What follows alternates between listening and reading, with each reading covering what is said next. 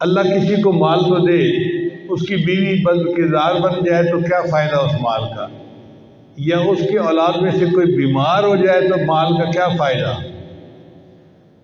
اللہ مال دے تو مال میں وبال نہیں ہونا چاہیے، ورنہ عام طور پر دیکھا ہے کہ جہاں مال آتا ہے اولاد نافرمان ہو جاتی ہے، صرف ماں باپ کی نہیں خدا کی بھی نافرمان بن جاتی ہے۔ تو اللہ ایسا مال دے کہ جو وبال سے پاک ہو۔ اس کا طریقہ یہی ہے کہ ہم اپنے مال کی پوری زکوٰۃ ادا کریں۔ بہت ساری خواتین جن کے پاس اتنا زیور ہوتا ہے جس کی زکوٰۃ بنتی ہے مگر ان کے پاس کیش نہیں ہوتا، وہ کہتے ہیں ہم زکوٰۃ کیسے دیں؟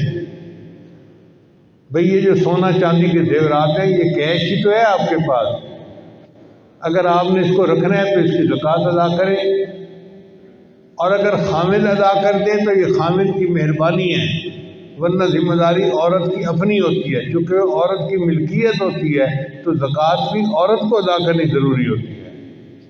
تو عورتوں کو بالخصوص چاہیے کہ رجب شعبان رمضان میں اپنے زیورات کا حساب کر کے اور پتہ کریں کہ نصاب کتنا بنتا ہے اور کتنی زکوٰۃ بنتی ہے۔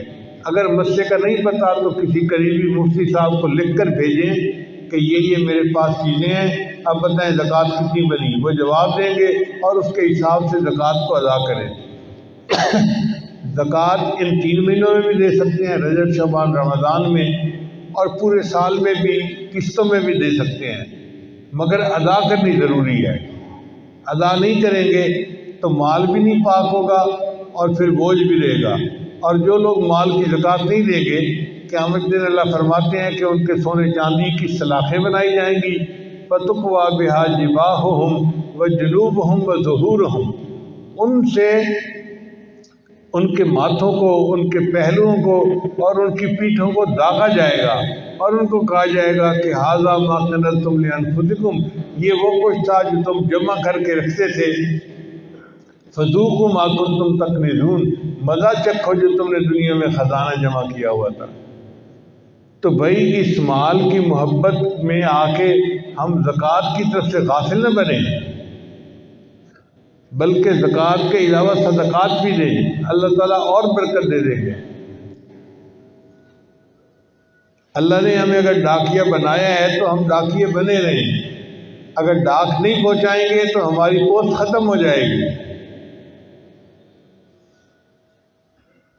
نبی علیہ السلام ایک بات فرما دیں تو ان کے سچ ہونے کے لیے اتنا ہی کافی ہے، مگر حدیث مبارکہ میں آتا ہے کہ نبی علیہ السلام نے قسم کھا کر کہا کہ جو بندہ اللہ کے راستے میں صدقات دیتا ہے اللہ اس کے مال کو کم نہیں ہونے دیتے۔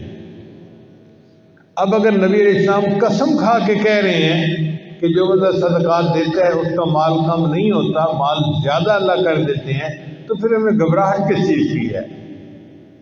اور ہم اگر زکوٰۃ صحیح طرح سے ادا کرنے لگیں تو اسلامی معاشرے میں تو کوئی غریب نظر آ ہی نہیں سکتا۔